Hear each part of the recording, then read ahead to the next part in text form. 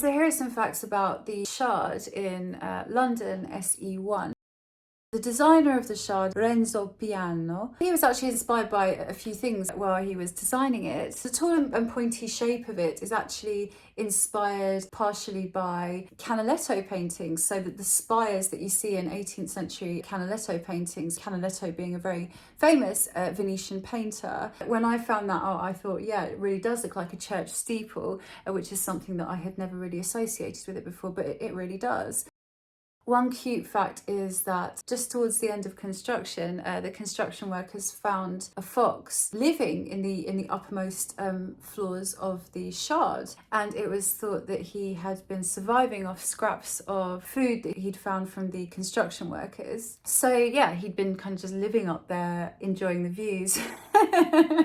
Scot-free, you know. They nicknamed the fox Romeo, and they took him to the local animal shelter for a checkup, and it turned out that he was just fine. So they came back to SE1 and released him into the wild. Romeo apparently jumped out of the pet carrier, turned over his shoulder and looked longingly back up at the shard and just stared at it for a couple of moments before turning on his paw and running down the street back into the streets of London.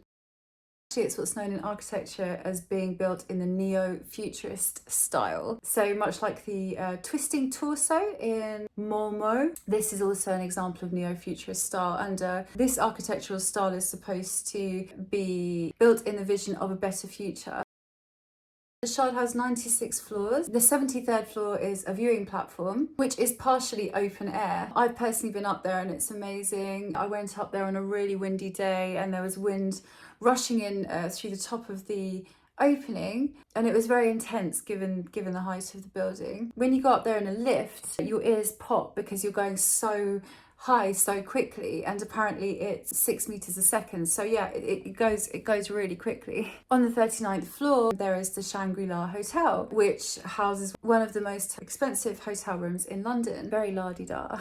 Apparently the room costs over 10k a night. You get your own butler, which would be nice. There's a penthouse up there by the observation deck, which is 224 meters in the sky. It contains 2 floors and apparently is equivalent to a 7-bedroom mansion. It's worth 50 million quid. So yeah, if you've got a few quid to spare, you know, worth a punt, I would have thought, to make your bed looking at the best views in London. The shard is 309.6 meters tall, which is just 20 meters shy of the Eiffel Tower. It's a pretty big building, covered in 11,000 panes of glass. That's enough to cover 8 football pitches. The Seller Property Group own 5% of the shard itself, and the other 95% is owned by the state of Qatar. But yeah, there are some facts about the shard. I hope you enjoyed.